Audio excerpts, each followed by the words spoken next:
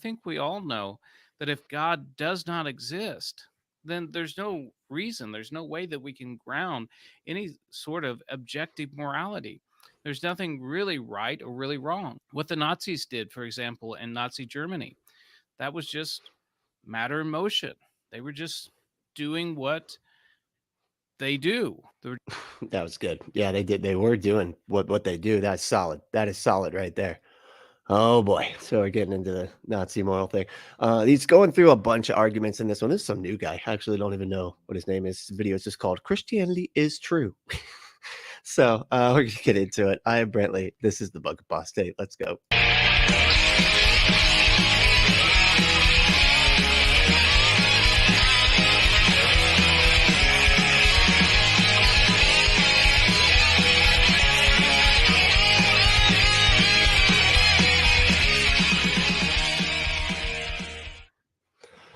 All right. So this is some new guy. Let me see what he's called.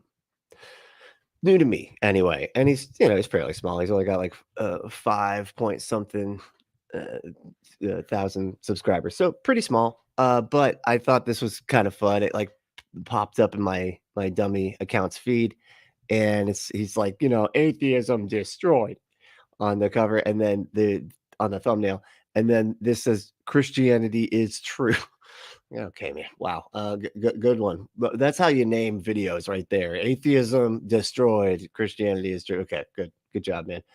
Nailed it. Here we go. So we're gonna start back from the get. We'll go over this weirdo. I want to do something today that very few Christian thinkers, philosophers, apologists have done. That is, I want to make an offer to you. I want to offer you an opportunity to have a Zoom call with me. At the end of this video, I'll give you an opportunity, or at least I'll give you my contact information, and you can reach out to me. And if you're a seeker or someone who's interested in Christianity and is finding that you're having some sort of barrier to coming to Christ, I want to have a conversation with you. I'm not here to argue with you. I'm not here to fight with you. Oh man, I think this might be an opportunity to troll this guy. You know what I'm saying? I could show up and just be like somebody just asking questions. I don't know. I don't know. Christianity's kind of interesting. Let's talk it out, and then I'll record it, and then I'll put it in Patreon. That's what we should do. That's brilliant. If you're out to just try to, prove your point, that this call's probably not for you. But if What's you're a up? genuine seeker, Giselle said, "Okay, that would be funny, right?" It's like, I'll just play pretensies, and I'll even do a voice. How about that? Well, and maybe we can figure out a way to vote on which voice I. That could be cool. Do like a whole character, Oh my god, that's so funny. or someone who's interested in Christianity, reach out to me. I want to make time to talk to you about this great gospel and give you an opportunity to hear what Christ is offering you. And so, This guy seems like he is so uncomfortable. My goodness. Like he just looks like he is sweating bullets, he's like falling to pieces. He's just hot. It just looks completely uncomfortable. Like I don't know what happened here, but he needs to take a hot shower or something and just relax. It's okay, buddy. Just don't, it's not a big deal. It's just a video. Relax. so the people who are going to watch this video are longtime viewers. If you're watching this video, you know me by now. I'm not one of these. Christopher. Christopher's like 5,000 lame subscribers. That's what those are. Thank you. Yeah, I actually do agree with you. Except that now I'm subscribed. Well, not me, but my dummy account. Jesus, that's funny. Wolfos, what's up? I just want to preach at you. If you're coming to like ask questions that are like, challenging and just trying to make a point, then I don't want to talk to you. But if you just let me talk at you, then we can have that's how I'm defining conversation, is by me talking at you. Jesus. Oh, that's crazy. These guys who's always asking you to do Loud certain enough? things or hit the like button. There's nothing wrong with any of that. I've got friends who do that. That's What? fine. But Are you shaming literally all YouTube right now? I don't even ask people to like and subscribe. Some people do that, and that's their business. But I think it's wrong. I think it's wrong, and you shouldn't be asking people to hit any kind of like buttons. That's just sort of disrespectful. What if they don't want to?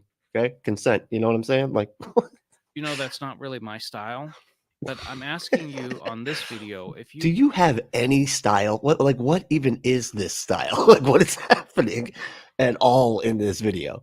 Your video is called Christianity is True, and I don't know what the hell's going on here. You're really trying to do the professor thing. It's like, give me as many books in the background as humanly fucking possible. Okay, I need an Encyclopedia Britannica fucking set in the background. Oh shit! What did I just do?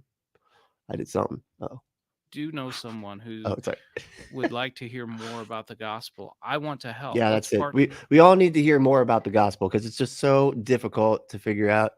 It's not like it's nothing we've ever heard before, and I'm sure you've got some fancy new take that is just completely mind blowing. Partner together. Share this video. Share this video with your friends or someone who's Hey, there seeking. he is. So It's Dave. What's up? Hail Bigfoot. I get it now. I get it. All right. It took me a minute, and yeah, I'm enjoying Captive Death. That's a great channel. A lot of cryptid stuff, so it's a lot of fun. Let's see. We'll go back here. Asso, what's up? If he is, if he is dead, let me get you bigger. If he is dead and you can reach him, then he might have proved a god's. What? If he is dead and you can reach him, then he might have proved a god. He's dead and you could reach him. I feel like I must have missed what he. Sometimes, like, I don't hear everything that he's saying, But yeah, I don't know. Interesting. that we can partner together to help reach people for Christ. Now, I'm going to launch right in now and Okay. offer you my reasons for why I'm a Christian. Today, I have nothing to sell you. There's no affiliate links. I've turned You're off. selling your religion. What are you talking about? Like, I got nothing. I'm going to just tell you why I'm a Christian, and I'm going to make a bunch of like silly arguments. I'm sure. Like, I mean, I haven't really just seen what the arguments are, but they're Christian arguments, so they're silly. They're all silly. That's just how these things sort of go. Off ads on this video. This is all about trying to reach people for Christ and tell them why Christianity makes sense. Now, for me, Yeah, why it makes sense to believe the book with the talking donkey and the woman made out of a rib and all that stuff. That's what makes sense. Now, those people that are like, I don't know how we got here, let's figure it out. Now, those people are crazy. That's what doesn't make sense. Just like trying to figure stuff out and being honest with yourself about the conclusions you come to.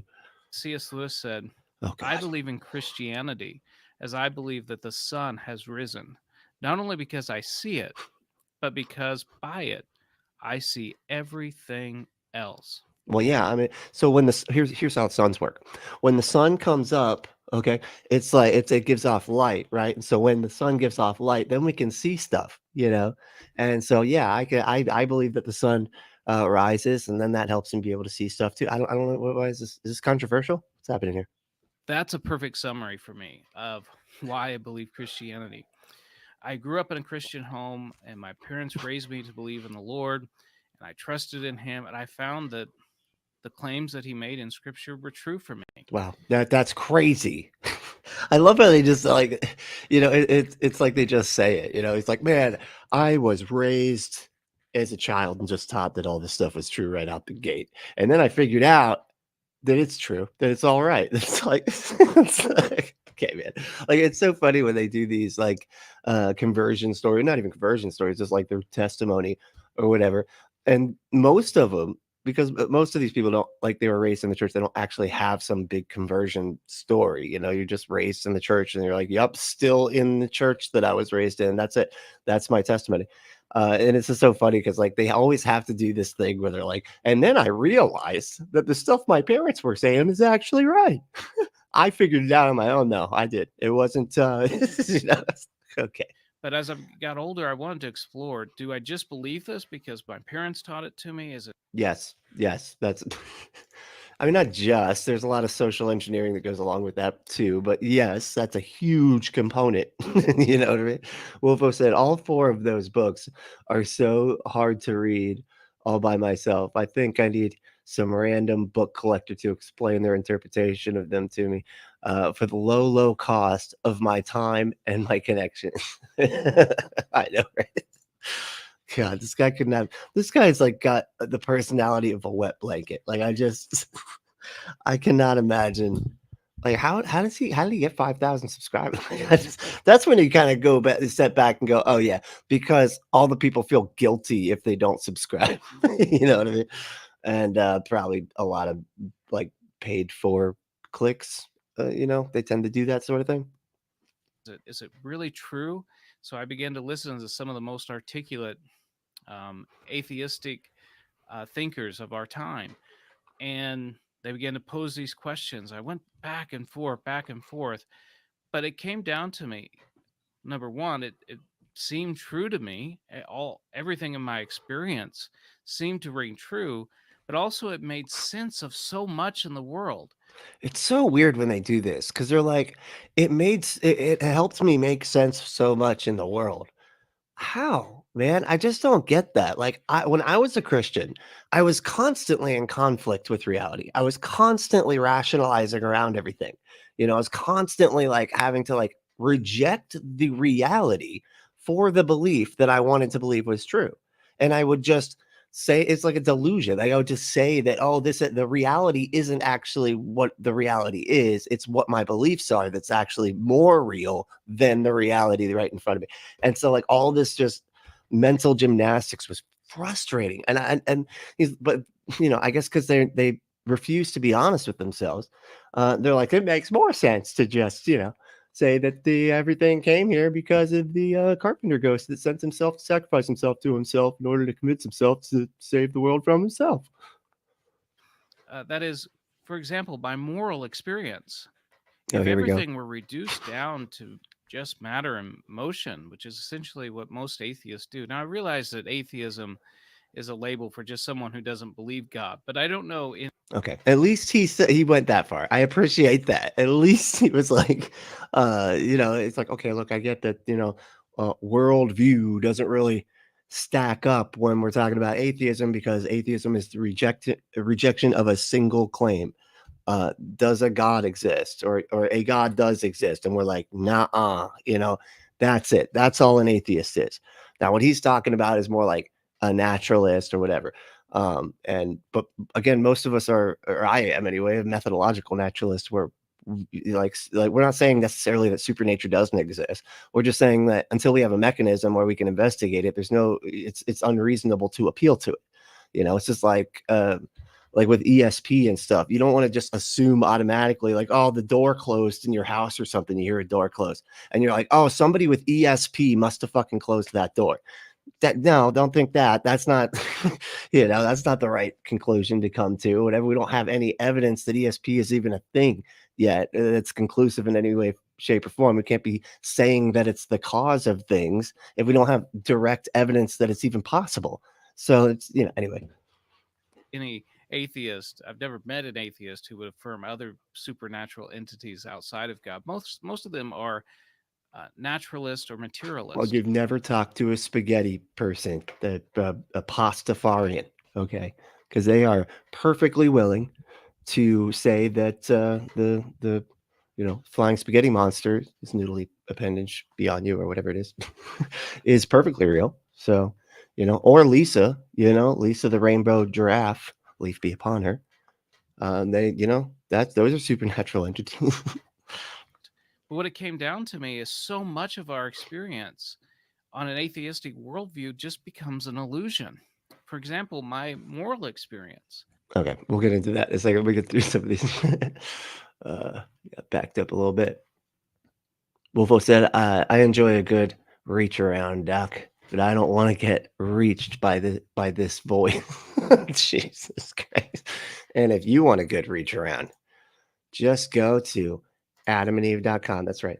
Go to adamandeve.com for 50% off almost any one item. Just enter code word Brentley at checkout. If you want to like and subscribe and share the show and comment below if I get anything wrong, I'd appreciate all that. But you can support us by supporting our sponsor, adamandeve.com, and enter in that code word Brentley at checkout. Anyway, all right, back to the back to the stupid.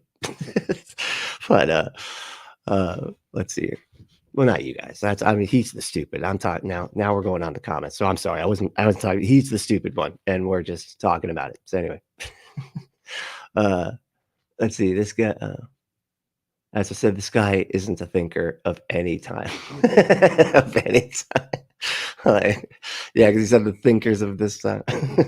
Christopher said literally the most introspectively worthless dime a dozen background for an apologist. Is he poisoning his own well?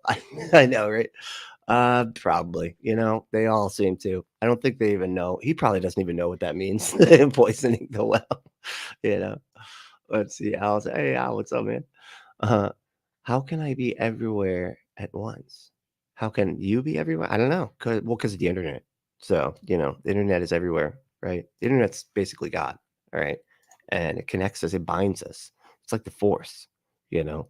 And Wolfo said, he said the right thing about atheistic belief. Then let's hear him expand incorrectly and lose all faith. Yeah, it's all downhill from here. Watch. It's like one of those things where they're just trying to, and he said it's like I said, like on the cover it says atheism destroyed, right? And it's like in 11 minutes, like it's a short, really, man. So the conversation that has been going on for hundreds of like thousands of years, I guess, hundreds of yeah, thousands of years. Let's go with that. You know, but you solved it in 11 minutes, and you don't. There's no possible way you could be wrong about any of this or be unreasonable about any of this. It's just, but he nailed it. Atheism destroyed. Jeez. It seems to me that there are things that are really right and really wrong. Even many atheists Oh want to yeah. affirm that there's some things that are right and wrong. My moral experience tells me that there is a moral law, and a moral law would imply a moral lawgiver. And This is so backwards. So because right and like so because you know we as a social species have to interact with one another on a planet that we all have to share. And because we're like, hey, you know, we probably shouldn't be hurting each other because we all got to share this planet and we're a social species. So actually working together is better for us than like working against each other. And because of that, God, there has to be a God because why else could we possibly decide to not hurt each other, you know, if a God doesn't exist? It's just this begging the question shit again. Like I swear to God, like 90% of all of their arguments are begging the question. It's either begging the question or an argument from ignorance or like a combination of both. You know what I mean? It's just it's obnoxious. so when an atheist wants to say that it's wrong, for example, for a Christian to impose his beliefs on atheists, well, he's making a moral judgment. Where does that moral judgment come from? The person who just made okay, you know what? John Wayne said, "Nice shout out to the skeptic there." Hey, thanks. Yeah, yeah, I love the skeptic. This is awesome. One of my favorite shows. It's like I'm trying to figure out how they do, you know, how he does such a good job of the editing and stuff. So it's like, God, I hate editing. It's just, oh, it's so tedious. I'm just not a tedious person. I have no patience. That's the problem. So I'm just like, yeah, fuck it, whatever, man. It's a punk show. Nobody cares. I'm just like, it doesn't matter. I think we all know that if God does not exist, then there's no reason, there's no way that we can ground any sort of objective morality. There's nothing Okay, really right or really wrong. so this one always kills me because it's like, like, what do they mean when they use the word objective? Because like, I always want to be just like define objective, then, man. Because like, I thought objectivity meant that it was outside of any thinking brain's opinion, right? That's what I've always heard. And moral, like our like morality is all based around human behavior. Human behavior requires our perception of it in order for us to determine whether it's good or bad. How could it possibly be objective? It just doesn't make any sense. The only way that it can be objective is if you like tie a bow on it, right? And by tie a bow on it, I mean like let's set up a goal. The goal is like like the way I do it is like no harm. If like whatever leads to the least amount of harm. I don't go into the necessarily the well-being aspect of it. Like let's just go with harm reduction to start. We'll figure out the rest later. But at this point, let's just try to do our best to not harm people, right? Like allow people to have the resources they need and not be starving or harmed or whatever. Uh, I feel like that's good enough at this point, right? But and that I guess does end up technically leading to human flourishing anyway. But like that, you have to have that goal in order to determine objectively if you're getting closer or further away from that goal. If you're basing all of your objective morality off of the God that you believe in, then every individual person that believes in a different version of their God or whatever all believe that they're the ones with the objective moral law, and they're all going, but mine's objective though. I believe it because my God's the one that made everything, and so my morality is the right one. That doesn't help anything. Now we're just back to square fucking one, and everything's subjective again. Okay, it's actually more subjective because they don't have a common goal. They all just have different gods that they think have different rules, and so nobody can figure out who's right or who's wrong because it's all just a bunch of made up fucking bullshit. You have to start with something we can agree upon. That's why secular humanism is the best way to go, because we have to just agree whether you believe in a God or not, doesn't matter. We're not basing morality off of that. We're basing morality off of the fact that we have to share a planet with each other, and we're a social species, and we have to base everything off of demonstrated harm, something that we can all agree on, whether we're Muslim, Scientologist, Christian, Hindu, whatever. It doesn't matter. Like if they all believe different things, we could still all understand that harm is bad. That's why I really liked the Aaron Ra breakdown that he did, where he's like saying if you're on a boat and there's a Muslim, a Scientologist, a Hindu, a Buddhist, a Sikh, and an atheist, and he's like, the Christian goes over and punches the Sikh, it wouldn't matter what belief system they were part of. They would all believe that was wrong, right? Because and that to him was saying that is like makes it objectively wrong because it's outside of their belief system, right? And it's just based off of harm. Anyway, I know it's like a long tangent, but I feel like that's an important one to get through because they just, it's weird that they can't get that like everybody's just believing that they're right about their God's morality is just knocks everybody right back to it being more subjective than it would be if we just agreed or did our best to agree upon a goal. That's it. Anyway, What the Nazis did, for example, in Nazi Germany, that was just matter in motion. They were just doing what they do. They were just complex arrangements of atoms doing things to other complex arrangement of atoms. I don't understand this one. Why do they always bring up the Nazis and stuff? Like they're like, oh no, like, hey, we know for a fact that genocide is bad. And you're like, okay, well, how do you know that? And they're like, because we believe in God, and God made humans in his image. And then you go look at the book, and like 2 chapters in, he genocides the fucking planet.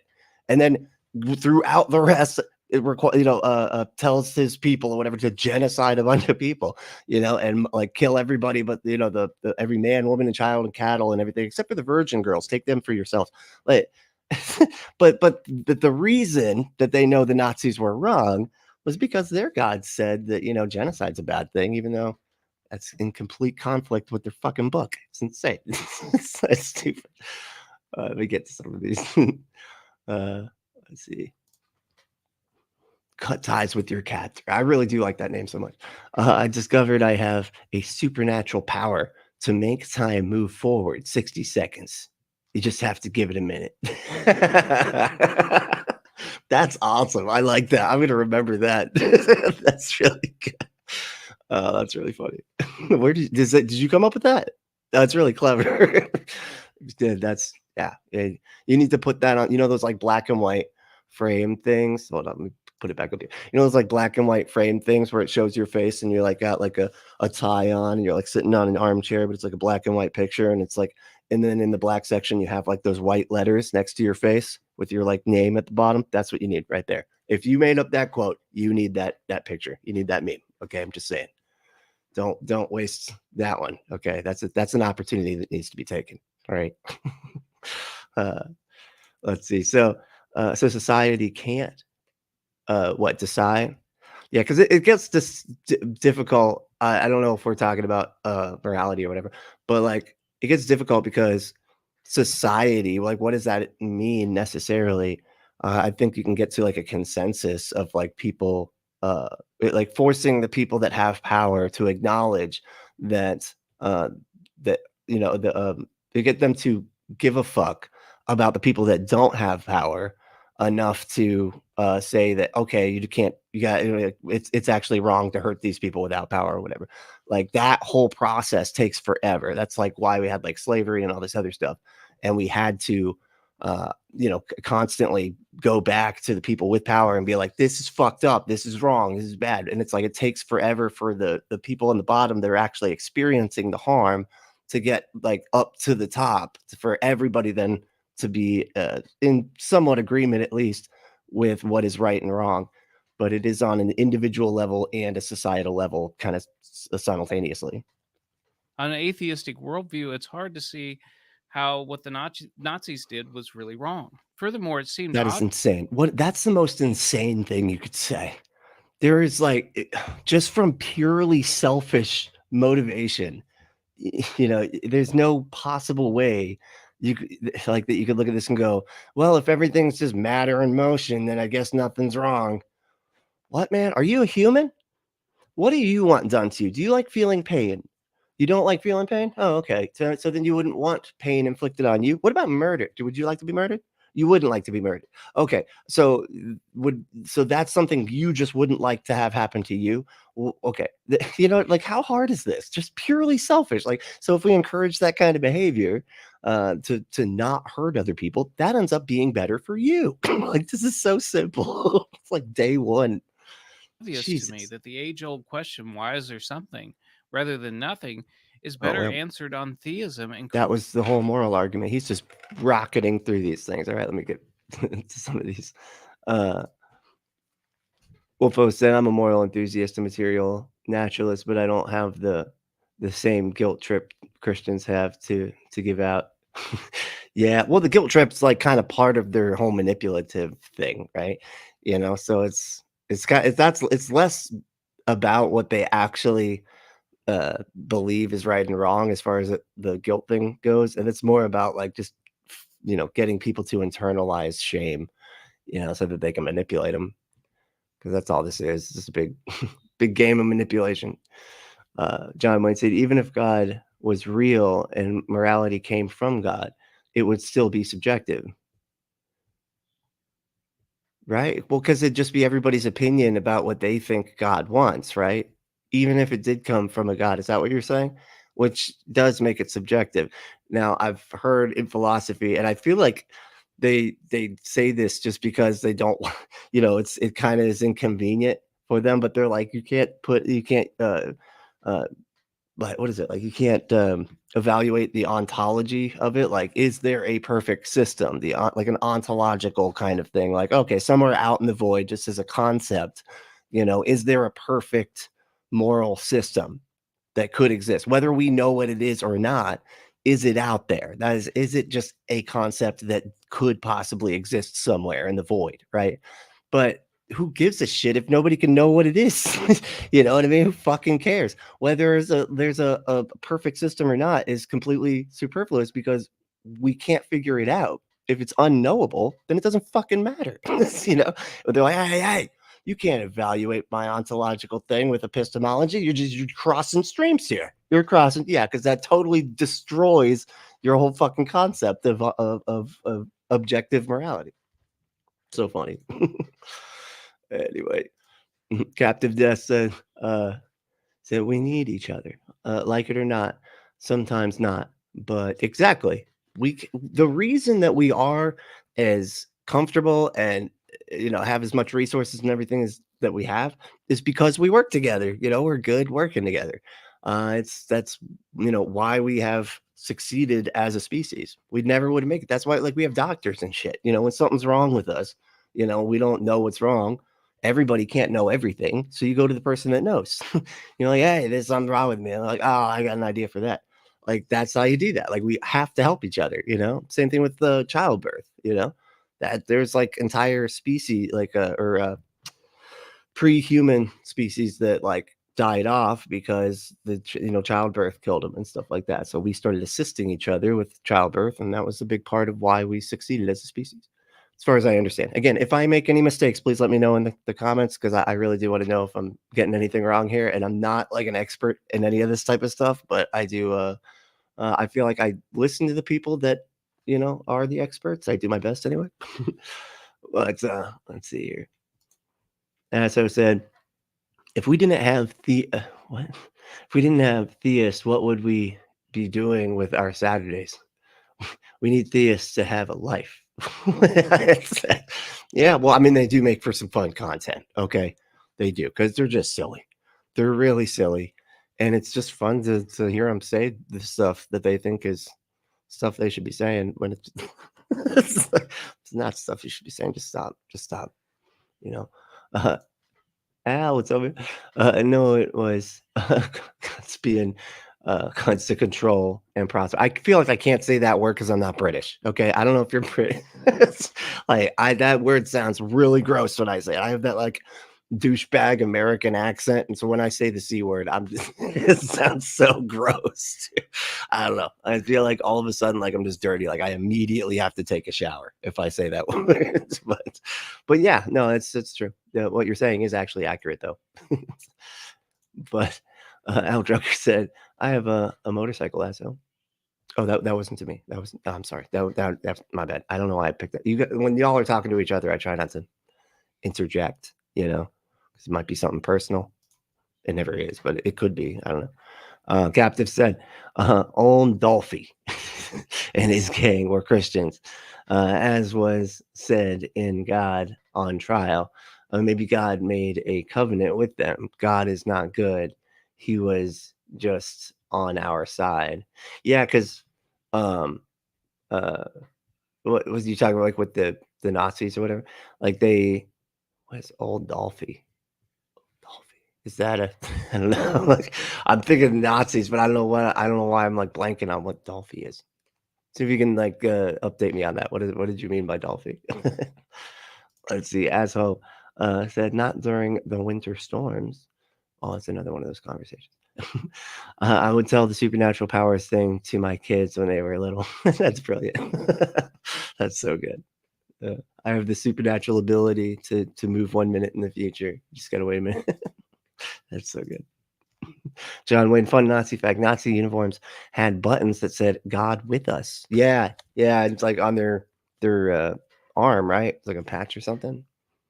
But yeah, the Nazis, they did believe in God. It was like a weird kind of version of Christianity, but it was Christianity, because those are the types of things that make it really easy to manipulate people in mass. You know what I mean? Just see all the cults. Why are cults like so close to like religion and everything? It's because it's that mechanism of control, and the Nazis utilize that, and so did others. And it's yeah, it's and there, but there are like there were some others that have done it, like where they weren't specifically any religion or anything like that, you know. Technically like naturalistic or whatever, but it was still a dictator that was like trying to control the masses. They just didn't use religion in other instances, I mean. But let's see here. Oh, wrong one.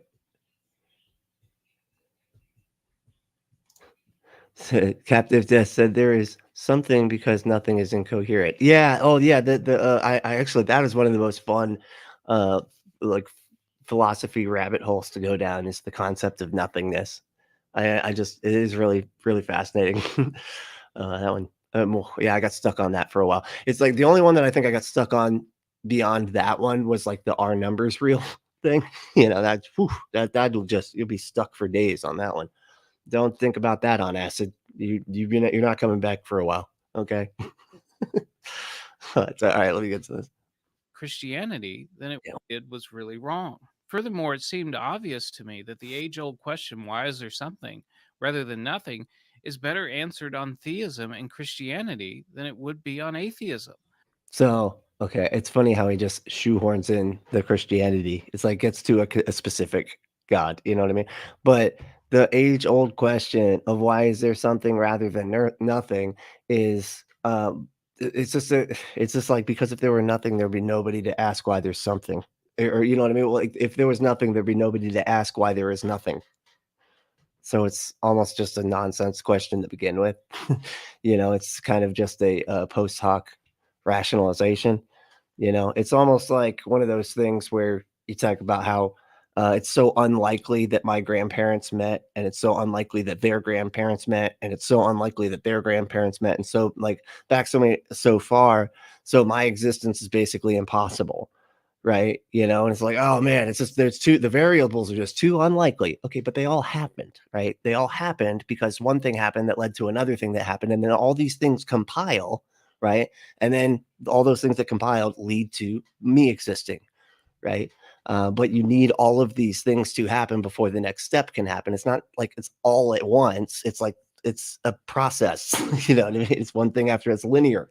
And one thing had, like, the energy had to turn into matter, and then that matter had to turn into planets and stuff, and then the planets, and the energy and the matter like started moving. All these things compounded on top of each other, right, until it led to the next step, and then it just kept going, until life ended up, being on this planet or whatever. And it's actually, if you look, the calculate the odds. If you like they always misunderstand odds. They're like, the odds are too crazy, and you're just like, okay, what are the odds? And they're always like, they're not good. They're all just by chance. This is all just by chance. Okay, what is the chance though? Oh, that's right. We can't know, because we can't calculate fucking infinity, right?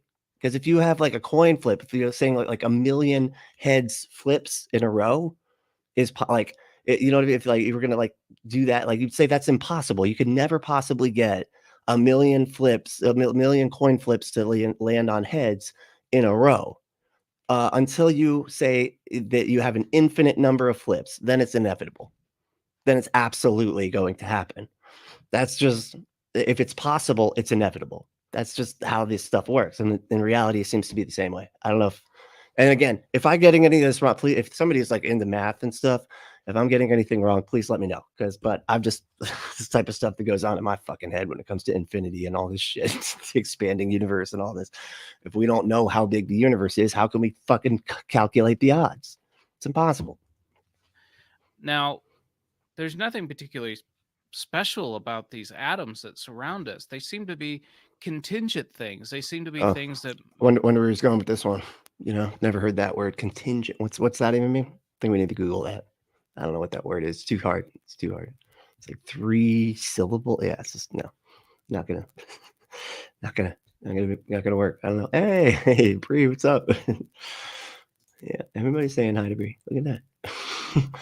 We're all friends here. There's another one.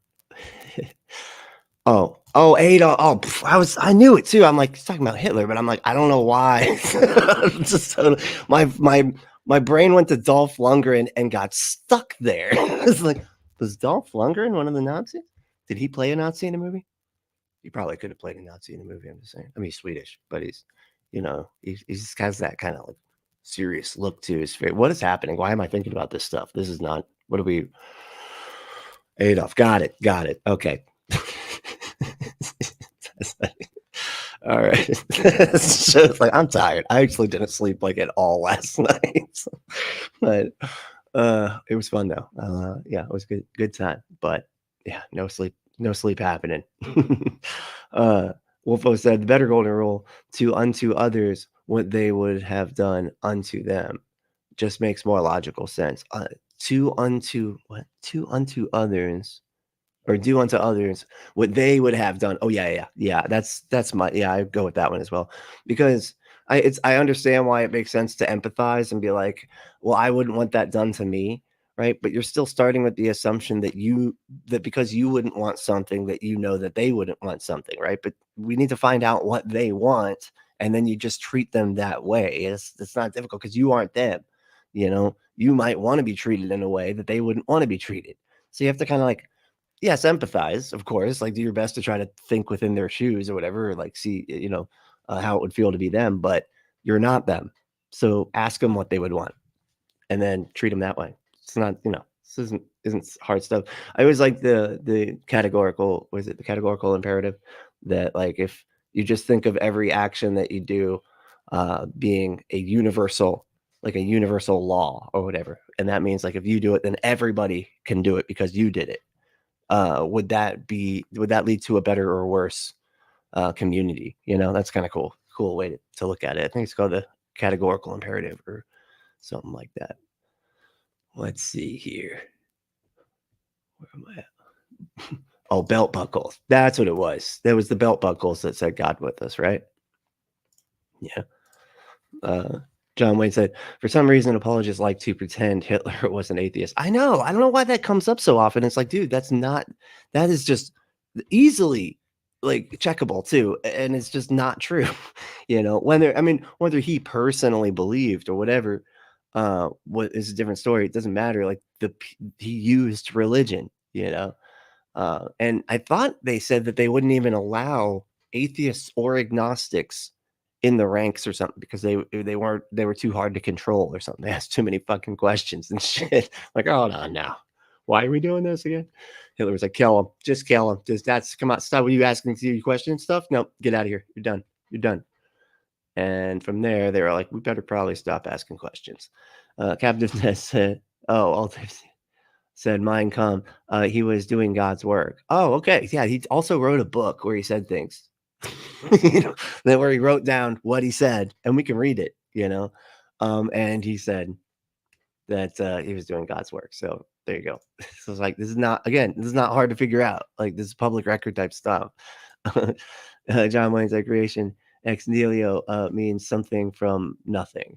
Oh, theists believe that, scientists don't. Exactly. That's the one that kills me too. You're absolutely right. I always forget about that because they're the ones going, well, okay, because you go, what created God, right? And they're like, well, nothing. Okay, so nothing created God, and God created everything out of nothing. That's going from nothing to everything.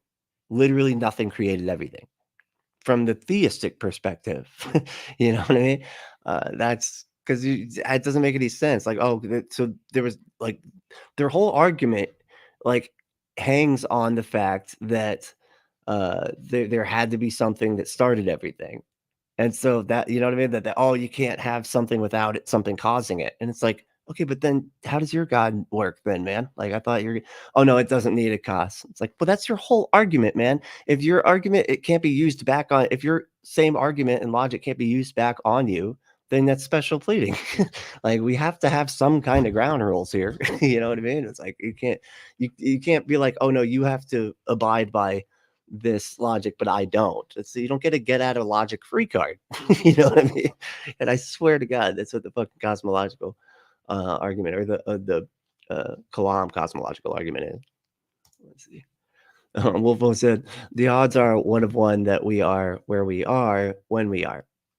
It literally can't be another way, or we wouldn't be where we are having this conversation.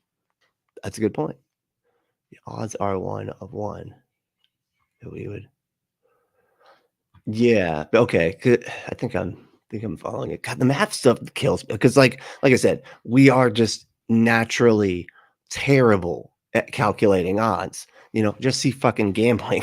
There's like a whole industry based off of the fact that people can't do math. That's like no offense to people that like to gamble. Like it can be fun. Don't get me wrong, but like people that think that they're actually able to make a lot of money from this and stuff is like, dude. That you don't understand math. Like it's just the odds are always against you. And the ironic part is if you actually do gamble and like to do like get what you want, which is to win a bunch, they'll literally stop you. Like you're winning too much. That's not fair. So it's like, what the fuck is the point of this? You know what I mean? And it's funny. Let's see here. Wormfood said, a long time ago, the Catholics made it illegal to work as a tax collector or moneylender for any Christians, while also pushing Jewish merchants out of work, forcing them into money lending. Huh. Interesting. That sounds about right, actually, for something the Catholic Church too. Yeah. God. Catholic Church has had so much power throughout history. It's disgusting. Al Trucker said, show me all the other options that were available and all the prior shit happened. Exactly. Yeah, we can't. You know what I mean? It's like when you're acting like it can only be one, like, a select number of things that cause stuff or whatever. It could literally be anything that caused us being here. We don't know. We're trying to figure it out. We should follow the evidence and just ask questions, and then try to answer those questions based on the evidence, not the thing that we'd like to think is true. You know. Let's see here. What?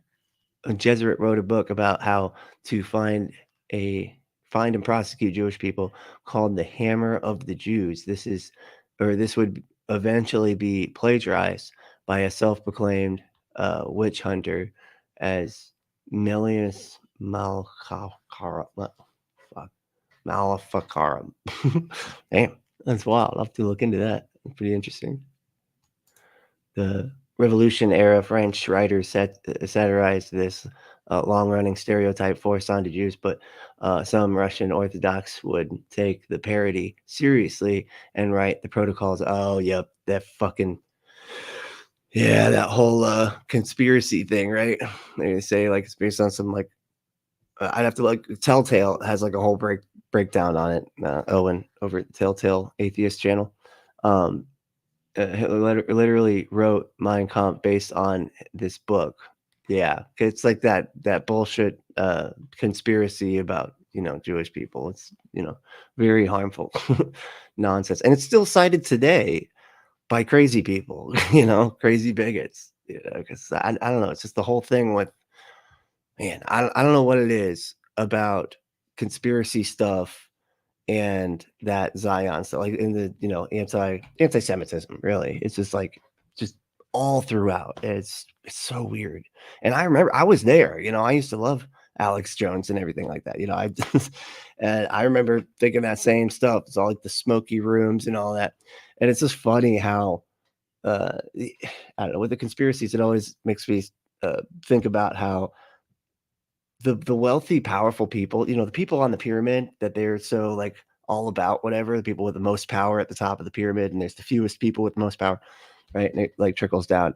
Of course, those people with the most power would want the people without it to believe that they have ultimate power, and are actually controlling everything. They are like basically gods just pulling strings with smoky meetings and back rooms, and nobody ever can tell. Nobody can ever prove that, or nobody ever steps out of line or like blackmails them or anything like that. It's all they're just perfectly orchestrated because they're this secret society that's just running everything. It's just so stupid. Of course, the wealthy, powerful people want the poorest to believe that. You know what I mean? It's in their best interest to have them believe they're more powerful than they actually are. Let me see here. So it said the work that Christ started, but could not finish. Yeah. I think I got to stop saying his name and stuff because I think that gets you dinged. So I got to be careful to talk about that stuff too much. But make it clear that we are just breaking down what this guy is talking about and are absolutely anti anything bigoted like that. John Wayne said a large reason why anti-Semitism exists is because of Christians calling them Christ killers for hundreds of years. Can't pin that on atheists. Yeah, no, that is absolutely true. I honestly, dude, growing up, that was exactly what I heard. I remember that. They reject Jesus, but then they also killed him. Or just the religion or whatever rejects him, and then the back then it was the Sadducees and all that type of stuff. So it was like, not only did they reject him now, but they were the ones that, it's just gross. Jeez. May or may not have existed. But as Christians, we believe that something has always existed. If something hadn't always existed, then there wouldn't be anything now, right? If something didn't always exist, then there wouldn't be anything for us to observe now. Yeah, that's actually accurate. But it wouldn't be a god, though. It would just be something existing. Something has always existed. Our universe has always existed in some form, and it's changed forms over and over and over again. And then those changes kind of compile on each other, and yeah, like I said. But no, yeah, but he's trying to say like there had to be some magical thing that just magically always existed and never had to come into existence, But it's like the universe didn't have to come into existence. Like you're just adding another level. It's like an Occam's razor thing. You're adding an entity unnecessarily. You don't need to be doing this. Just say we don't know if the universe is infinitely old, which we don't really. I mean, we have a good idea, it seems, that it was just changing forms since the beginning or whatever, But But there is something. And it seems to us that well, there you it go. makes more sense that that thing, whatever it was that has always existed, has to be something that's not contingent, not something that can just ex- exist or not exist. It makes more sense to us to think Okay, so the universe is not contingent. that that would be somehow a necessary being, a supreme being. So it seemed A to me that supreme being. Christianity and theism made better sense of the idea that there's something rather than nothing. I was struck by something else. How is it that on an atheistic worldview we can even have rational thought? Oh, here we go. I mean, I'm gonna go into the Darkusian whatever. One thought too many. It's like, well, how do we even, it's the how, like, can we tell our brains even work? It's just, what if reality is not even real, man? Like, there's no reason to think reality is real unless you believe in my God. It's like, what, man? What? How does that? Okay. if, for example, you can explain the position of, let's say, the planet Saturn by just doing the right calculations. Yeah, The planet yeah, Jerry said, does a supreme being come with guacamole, or is that extra? The guacamole supreme bean. That's awesome. It's supreme beans, right? Supreme refried beans, guacamole. That's uh, I forgot we had this guy to listen to. I thought we were just philosophical pondering together. I know, right? Yes, I mean, we're kind of doing that, right? I don't want to pay this guy too much attention. I mean, he's not the most interesting guy. I mean, we can't tell here, but I think he has suede elbow patches, and that just boring. Okay. If you have suede elbow patches and you're not Bart Ehrman, you're boring. You're just a boring person, and that's a fact. Saturn's just obeying natural laws.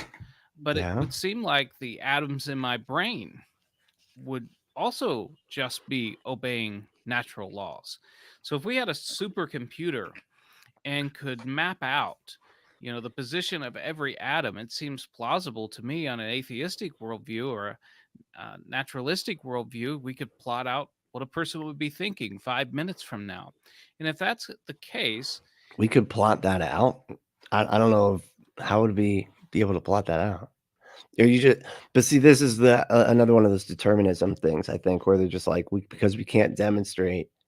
And we don't know, like, if free will is an illusion or not. It kind of seems like it might be, because most people tend to make choices based off of what their conclusions are surrounding those choices at the moment that they make those choices, and they could not possibly not make those choices based off the information that they had up until that point. You can only make different decisions once you have new information, and then you just base your decisions off of that, the information that you have up until that point. You couldn't decide to not make a decision based off of that.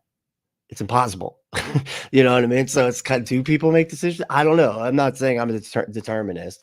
I'm just saying that I don't know, because I feel like determinism, it takes this extra step that I almost feel is unnecessary, to say that if you rewound everything back to the Big Bang, everything would evolve exactly the same way that it did, right? That I would still be having this conversation exactly this amount of time after the Big Bang. I don't know if that's true. That almost feels too. There's too many variables, I think, for that to possibly be the case. Because Ian Malcolm said about the chaos thing. Anyway, all right.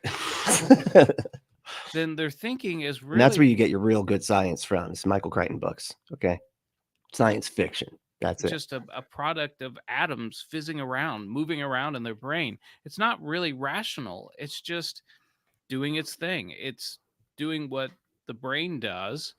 And the brain has a lot of limits, and what makes it rational or not is the fact that we acknowledge those limits, and we are saying like, yeah, our brains are not perfect. We come to a lot of unreasonable conclusions at times, and we have to be able to figure out how to objectively verify if something is actually true, right?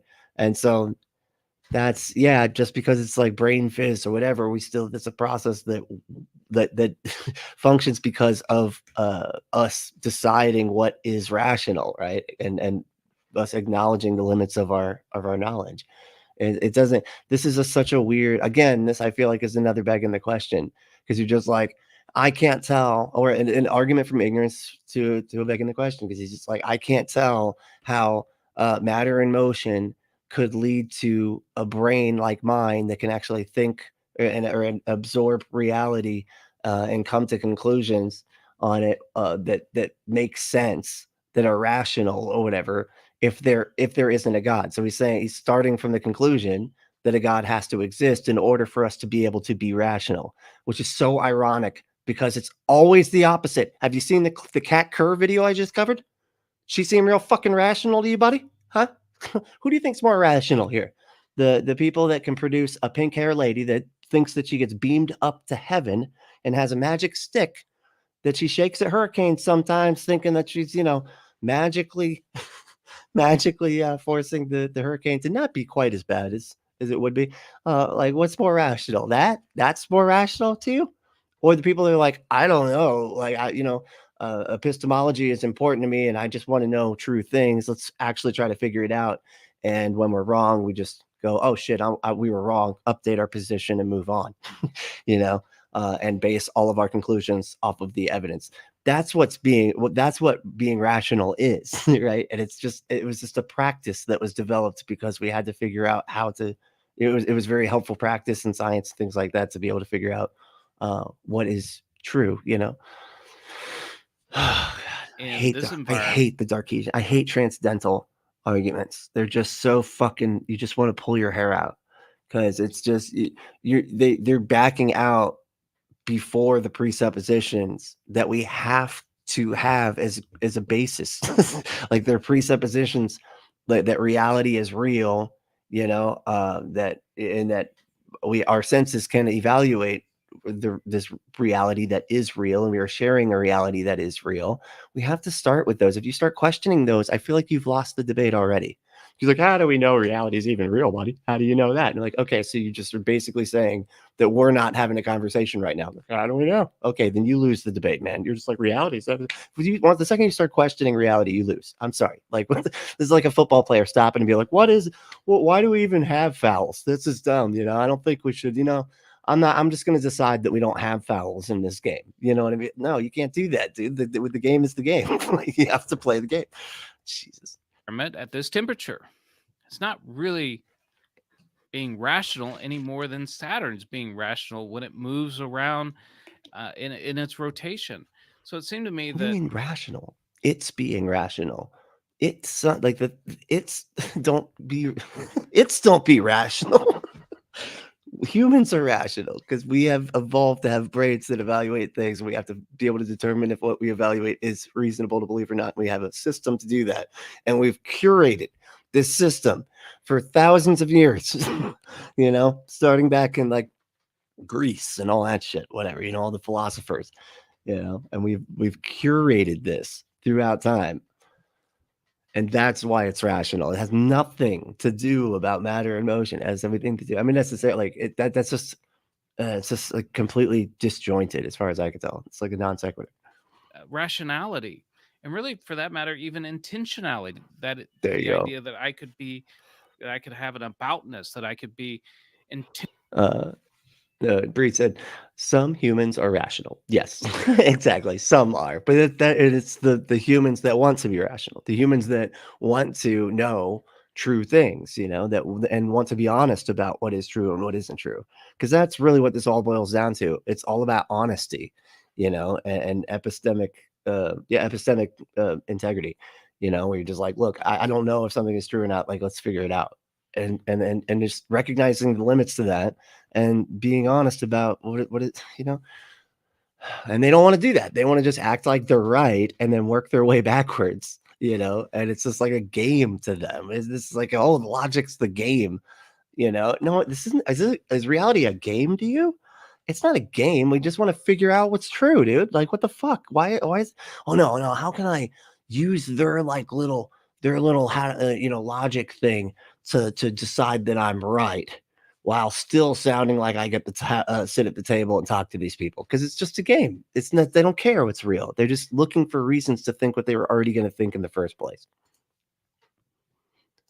Winfried said, uh, Cat has proved scientifically that there is no mathematical sum of any objects that is too many to shake a stick at. That is so good. Oh God, I love her stick. Man, it's so great. We might have to do a cat cur next time. I almost did one, but I was like, I feel like I'm covering her too much. You know, I try to keep it fresh, you know what I mean? But then you end up getting stuck with an elbow patches, douche idiot, you know? That's but no, it's fun. I like these kinds of videos too. This is just more like what most atheist YouTubers cover. So it's just kind of like in the realm of what they do. Usually I'm just preaching to the choir show where we make fun of silly theists. Intentional about trying to do things. It's just atoms moving around in my brain. It's so weird when they do this. It's like they keep saying it's just atoms. Why do you say just? It's not just atoms, my man. I think it's atoms plus like a bunch of other shit. You know what I mean? Like, what are you talking about? That's like saying right now, this computer, like this guy could not be on my screen right now, right? Because this is all just bolts and electricity and metal and plastic, right? So this is impossible. What we're all seeing here is impossible because this is all just bolts, metal, plastic, and electricity or whatever. Uh, okay, yeah, that's all true. It is bolt. It is technically just bolts and all this stuff, but it's arranged in such a way that we can do this. That you saying that it couldn't possibly be the case just demonstrates that you can't figure out how it could possibly work without magic, because they always seem to forget that their conclusion is fucking magic. It's, and they're just like, well, how could this possibly happen outside of magic? Because you're just basically saying you can't figure out how it could happen without, the explanation being unexplainable, which makes no fucking sense. And an atheist like Alex Rosenberg, for example, he explains this from an atheistic perspective.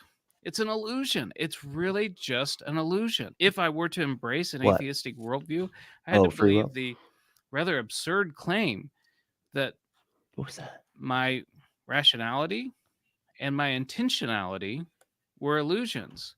But then if my rationality were an illusion, then my belief that atheism was true would also be part of that illusion. And so it seemed like to me that there was some sort of vicious circularity here. The other thing, Yeah, there is. You got that part right, just in reverse. Yeah, like you're just, oh my God. Yeah, you're circularly just implementing something that doesn't need to be there. And having to play these weird fucking transcendental word games. When they're just like, oh, then rationality isn't rational. Yeah, it's all just an illusion. I don't know what he means by that. Rationality is an illusion.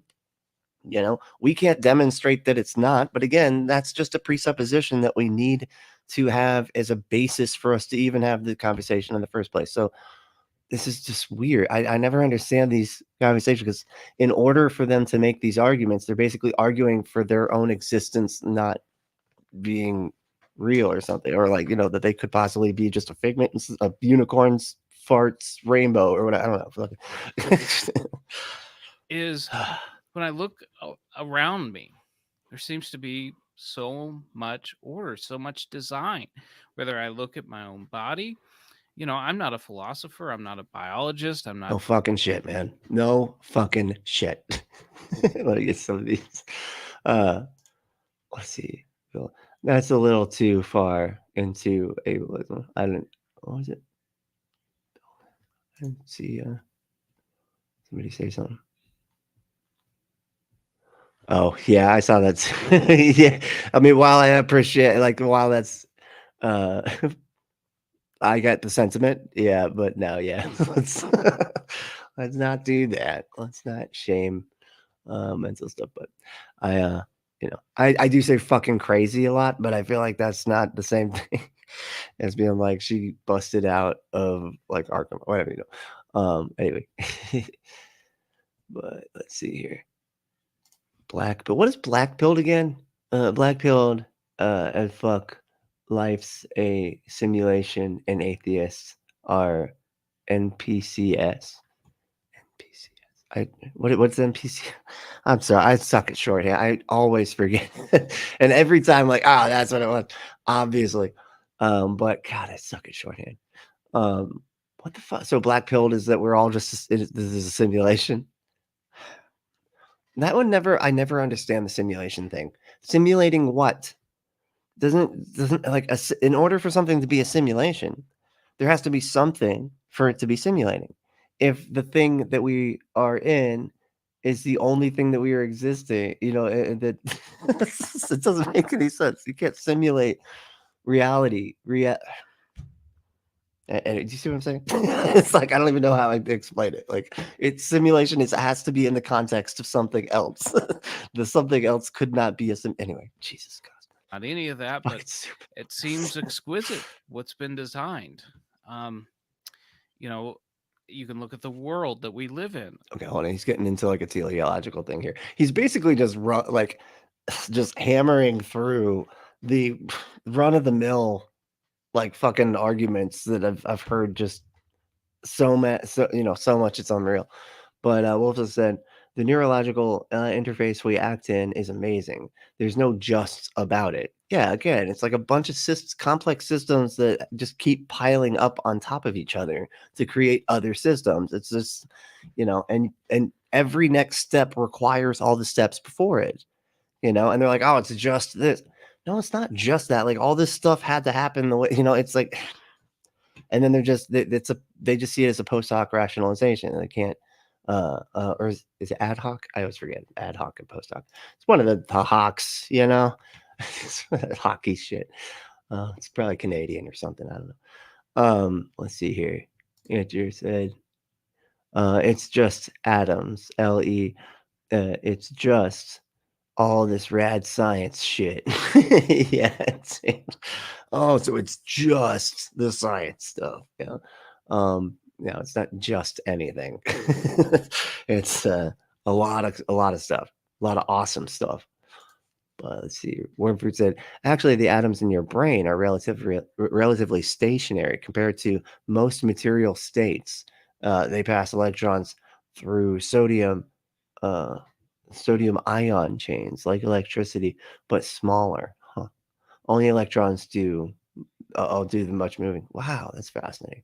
I love neuro stuff. It's most of the neuro stuff I get into um, is like there's this book by Stephen Novella called the Skeptic's Guide to the Universe, and I think he's a neuroscientist. I think that's his respective field. And he has like a couple brothers too, and I always forget their names, but they're all scientists and stuff, and they wrote the Skeptic's Guide to the Universe, and he kind of goes through all the neuroscience and everything. It's really really fascinating. So it was a lot about critical thinking. It's the main thing about being a skeptic, but he puts in the neuroscience too. It's like why things work the way they do and everything. It's awesome.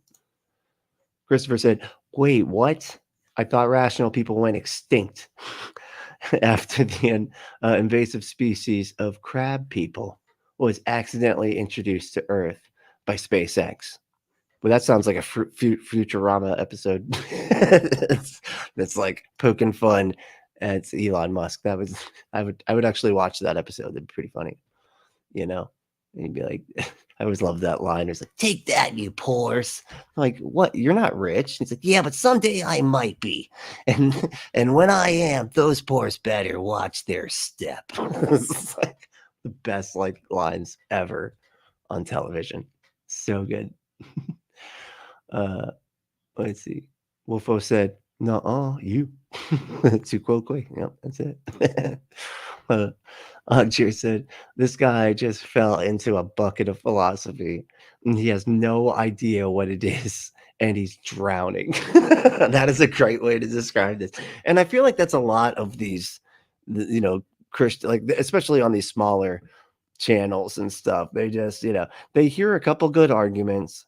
Not they think they're good arguments, but that's only because they've already decided that they're right about this stuff anyway. So this is just backing up what they were already going to believe. Because they don't think about things in terms of like, I don't know, let's figure it out. I don't know, but the evidence says this. I don't know, here's why I think what I think based on these reasons, but I'm always can update those reasons because I'm a skeptic and I'm perfectly fine if I'm wrong. They can't do that. They're like, if you acknowledge that you could be wrong, you've lost the game according to these idiots. You know what I mean? Like, it's which is that you're completely backwards in your thinking then, you know? Uh, John Wayne said, I downloaded direct Discord app and got as far as wave high, and a bot said something went wrong. I am hopeless at technology. Oh, okay. I'm gonna when this stream goes live, I'm gonna update the link, and then we'll see if we can get you in there. No problem. Antier might be able to put a link up and see if there's something else going on. But I get the frustration. I am terrible at this stuff. That's why I only do StreamYard, because everything else just makes me want to pull my fucking hair out because it's so confusing. But Dave said, quote Greg Locke next. I'm dumb as a box of rocks. Oh man, we need to find, that's who I need to pull out of the fundy bin to watch, is Greg Locke. I always forget about him. And man, he is just so he's just funny. Like, he's perfect for this show, actually. That's uh non-playable characters. Oh, I say almost like the in like Free Guy or something. Like John Wayne. I see you there. I waved back. Try refreshing. Oh, okay. Okay. So it did work. It did work. Oh, you're good, man. You're good. We got you. Got the sticker. All right. Awesome. Yeah, Discord's pretty fun. That's like, between that and Patreon, that's like the best ways to get in touch with me, it seems. Wolfo said they never start at the null. Exactly. That's the thing. I'm going to describe all this in a second. It starts with a presupposition and gets hot and confusing from there. So when we're talking about the null, Wolfos is referring to the null hypothesis, which is where you basically have to start with the premise that whatever it is you think could be true isn't true, right? Then you collect data. This is data science terms, right? And then you collect the data and make sure that and through the data, with that base assumption that whatever it is you're trying to figure out could not be true. So let's figure out if it is true. Then you collect information and gather evidence that points to if it is true, but you also falsify that to be able to check if it is true, because you don't want to just be saving up a bunch of information that confirms your bias of your hypothesis being true. You want to start from the premise that it's not true and then try to prove it, but then also try to prove it false. And if you can't prove it false, boom, there we go. Then you got your hypothesis is now a theory. So once it's been tested so many times anyway, I say, like, made it through peer review and stuff like that, and everybody else has tested it and retested it and checked, and and if nobody can falsify or demonstrate that it's not true, then there we go. It's a theory, but then you can always update that and keep going. That's how methodological naturalism works. The best way to evaluate reality. Another good book. Hold on one sec. Another good book that touches on a lot of that stuff is The Demon Haunted World by Carl Sagan. The Believing Brain is another one. There's several books that kind of go into this sort of stuff. It's really interesting. Let's see. Wormfood said, they only know Pascal's wager in the Kalam cosmological arguments, and they don't even understand them. Yeah, I know, right? Yeah, Pascal's wager is basically the one where it's like, hey, the stakes are just too high, because if you end up being wrong, then what was it? Like, if a Christian ends up being wrong, then they just wasted their life. But if an atheist is wrong, he gets tortured for all eternity. which is so obviously just a manipulative, nonsensical thing to think. Because wouldn't it then be more reasonable to try to figure out what the it'd be based on your goal, like if you want to find the best heaven or avoid the worst hell, and of course those two things are not this ever going to be the same. So you'd have to it'd be way too difficult to actually calculate it because there's too many different religions. This only assumes it's a false dichotomy. It only assumes that Christianity is the only true one or the only possible true one. Right. So it's like, you better believe it because the stakes are too high. And it's like, yeah, but what about literally all the other fucking religions, man? Like, what about those? And they're like, oh, those don't count. Well, this one's the only one that could possibly be true. So just, that's how that goes. No, man, what? So, and then the cosmological arguments, of course, are like how everything came into existence. Kalam is everything that began to exist has a cause for its existence. The universe had a cause for its existence, or the universe began to exist, therefore the universe had a cause for its existence. And reject the premise. We don't know if the universe had a cause for its existence. We don't know if it began to exist. And as far as we can tell, our local universe did, or in our whatever we would argue is like the form of the cosmos now had a beginning, but that's not the beginning because it just changed forms. Anyway, that's those two arguments. I'm moving fast with these. Just in case somebody isn't familiar with it. I know like most of us are hear these arguments to death and everything, so we're like familiar with it, but like a lot of people aren't that are tuning in might not be aware of this type of stuff. So Winfried said, and it's structured as a gambler's gambit, which is inherently fallacious anyway. Oh, structured as a gambler's gambit. Oh, okay, yeah, because right, because it's about odds. It's about stakes and odds. Yeah. So it's exactly. It is funny. It's just, to me, it's so manipulative. It's so obviously manipulative. I don't understand this. How people can get this, or not get this. Be like, oh, you better believe the thing I want you to think. And if you don't think what I want you to think, then you're going to be tortured for all eternity. It's after you die. You can't check. Don't even try to check. But you're going to go. But hey, if you do believe what I want you to believe, then you go to a magical amusement park with your family for all eternity, and then you love it. Everybody thinks great there. But believe my thing. Believe my thing. Okay. But again, you can't check. This is after you die. So, but do my thing. Just think the thing I want you to think. Yeah, it's just so obvious. It's frustrating. The parameters, the earth that we live on, the precise parameters, even down to the size of the moon that that goes around our earth. It just seems like there's an awful lot of design. And so No, it's just things compiling. Again, it's just like my grandparents, all the variables that would take for my grandparents to meet, and all the variables that it would take for their grandparents to meet, and all the variables that it would take for their grandparents to meet. But all of those grandparents met all the way down to me. It required all of them to have met in order to meet somebody else, and then create other people that then lead to creating somebody else, and then it leads down the line. It creates me. All these layers are necessary to get to me. Right? That's it appears like designed to you because you're not thinking about it like right. You're just it's a post hoc rationalization.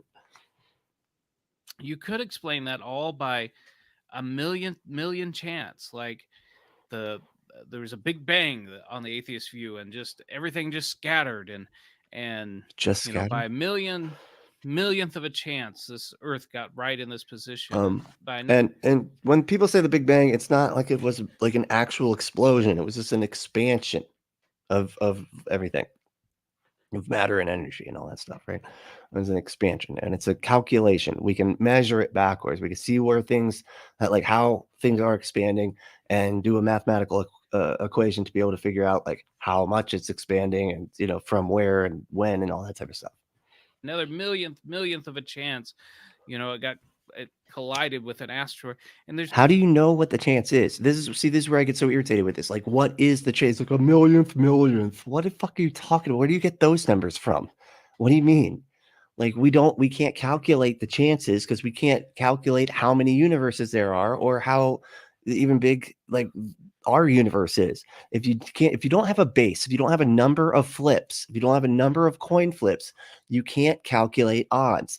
We can't calculate how many coin flips, like out of the universe, because we don't know how big the universe is. It's possible that it's literally fucking infinite. We don't know. We're doing our best to figure it out, and it looks like it's expanding as far as I think we can tell. But there's a lot of it's not concrete. There's so many chances, so many Yeah. improbable things that have led up to this moment that it makes you suspicious that more is Like going on. Dave said, fine tuning is are bad arguments too. Yeah, because again, it's just like they don't understand how things function. Like this is just they're just describing evolution and everything. Like this, um, things aren't necessarily fine tuned. It's just the things that survived were able to then have offspring, and then that's it. That's all it takes. That's the whole thing. The stuff that survives has offspring. Some of that offspring can survive, some of it can't. But the stuff that does have, that makes more offspring, and so on and so forth. So that looks, according to us right now, like that looks like design, but it's not actually design. It's a natural process, but just appears to us to look designed. But here's the thing: everything appears designed to us. We design things, you know what I mean? So like we look in the clouds and we're like, that looks like a face. Somebody must have designed that cloud to like make it so that I can have a face. Like the other day we were talking about the hurricane in the paint shop and all the paint landing on the easel, right? And like I was just thinking about, I left out the a whole aspect there of the pareidolia, like all of that. The paint could land on the easel. Hurricane knocks the paint shop over, the easel, all the paint spills on the easel, on the ground, whatever. And then somebody comes in the next day, picks up the painting, is like, wow, there's a face on here, or even like Jesus, like Jesus on the toast or whatever, or on the dog's butt or whatever, because we see things in things, but it's just because we're really good at recognizing patterns. It has nothing to do with that actually being what it is. We just are putting those patterns together because we started drawing stuff when we were early in development, our of the anthropologically speaking. We started drawing stuff and being like, that's a thing, that's what that is. And then our brains just started going, oh, then that represents this, and then that kept evolving down the line. And that's why cartoons to us look like people, like look like they have agency and stuff. It's because we've been drawing all this time and our brains are able to put it together, because again, our kids had kids and everything, their kids had kids and everything like that, and pass down our ability to look at flat objects and see people. And okay, that was a long-winded way to get there, but I feel like that's that's important to say, right? um, where Booth said the elements of design are aesthetics. Is it beautiful and match its wait? Is it beautiful and match its surroundings and utility? Does it do its job as effectively and simply as possible? Life is neither aesthetic nor utilitarian.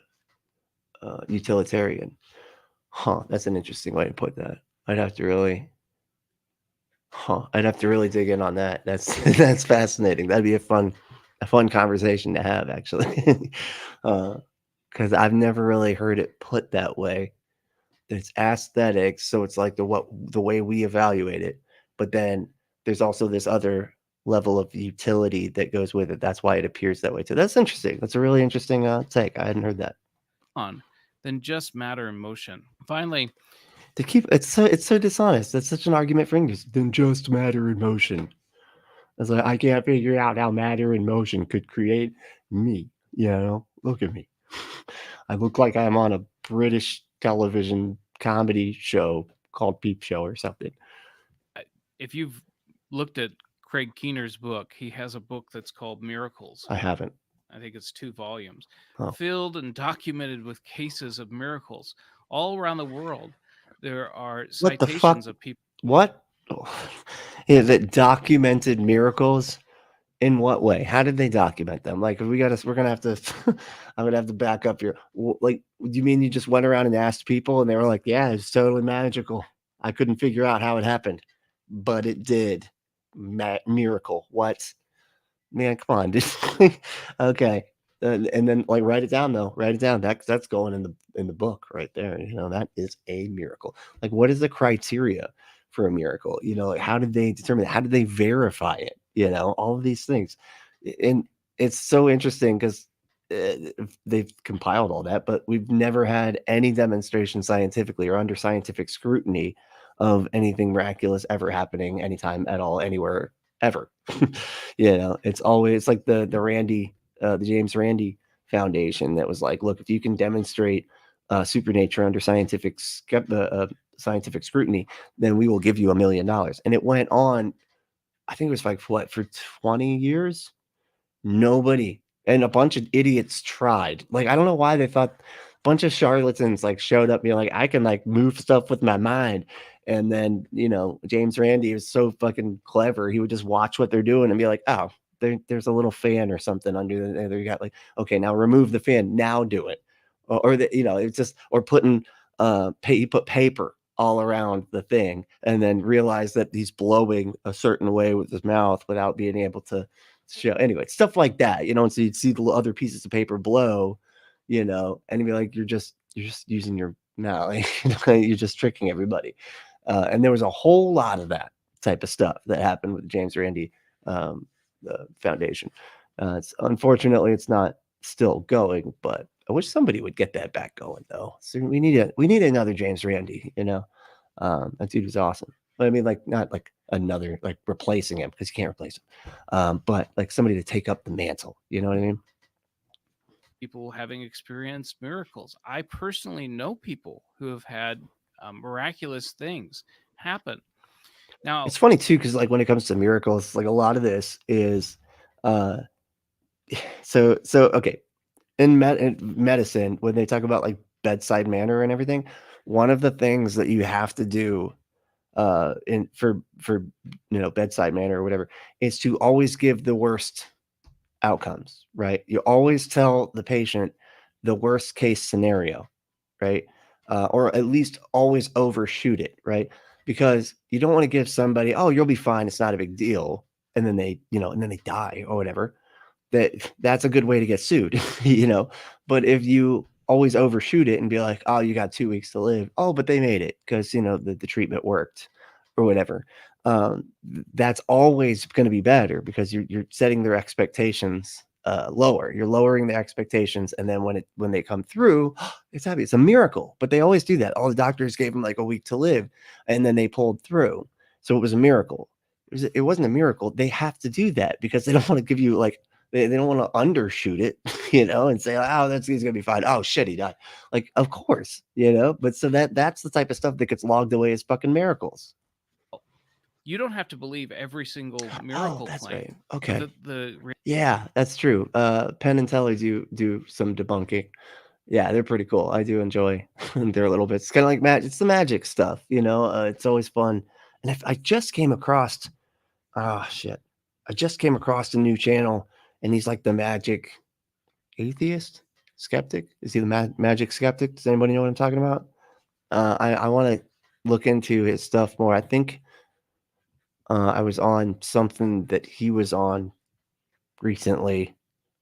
I don't know. I just came across him when I was looking through some stuff that was like joint projects that we were working on, and of course now I can't remember which one. But yeah, I think it's the Magic Skeptic. But yeah, that's cool. reality is, if just one of those thousands of millions of miracle claims, just one of them are true, the atheistic worldview utterly collapses. Boom, right there. You're finally getting onto something here. Okay, and yet, and yet, here we are. You haven't proven a single one. And he thinks this is an argument in favor of his belief system of magic. He's like, if we could prove just one miracle, if one of these is true, yeah, you haven't proven any, man. And all you got to do is prove fucking one. That's it. And all of the thing disappear. All like naturalism, whatever. Like, all the people that are like, miracles are impossible, whatever. All you got to do is demonstrate one. But he thinks that's the point in favor for his team. That is so funny. And that finally brings me to the most important miracle. Thank you. And that is the resurrection of Christ. Okay, the Magic Skeptic. Thank you so much. Yeah. So far I've really been digging their stuff. I'm pretty good. It's pretty cool. I like magic stuff. And it makes so much sense why there's so many magicians in skepticism and atheism and everything, because it's all about like pointing, like showing that people can deceive, and that people can trick you. It's all about pointing out the con men. That's like the whole basis of my show, or I try to, anyways, just laughing at con men, right, and helping people to be like, don't be conned, don't let people tell you how to think. Try to figure things out for yourself and base all of your conclusions off of evidence. Everybody's lying all the time. Just like, let's figure out how to fucking tell what is true. Okay. And just because people are lying all the time doesn't mean that we can't tell it's true. Like that, you don't get cynical with it. Okay. Conspiracy shit just, that blenders up that brain. You know what I mean? If you're like, everybody's lying and they're all perfectly successful all the time. No, they're not. No, stop. That's that Illuminati nonsense, of, believing that the powerful people can just deceive everybody. They have Jedi fucking mind tricks or whatever. It's funny. Dave said, "Yep, I am sub to the Magic Skeptic." Fuck yeah, dude. Oh yeah, can Captive Decks. I was saying, watched a show. I think it was with there was a couple different people on the panel that you had hanging out. It was pretty good. It was a really interesting couple of conversations there. So yeah, check out Captive Decks. We're gonna have to get together and hang out and maybe react to some stuff and yeah, have a good time. But hey, what else can give you a good time? Sex with toys. Okay. Go to adamandeve.com, enter code word Brently at checkout. That's BRENTLY at checkout to get 50% off almost any one item. 6 free movies, 3 free gifts, free shipping on the whole order. Just go to adamandeve.com, enter code word Brently at checkout to get your exclusive offer. Get your butt some stuff. Okay. Your butt needs stuff. If it could talk, it'd be telling you. It's if they do the Ace Ventura thing, without it having to be with the hands and everything, like it would tell you that it wants stuff in its mouth.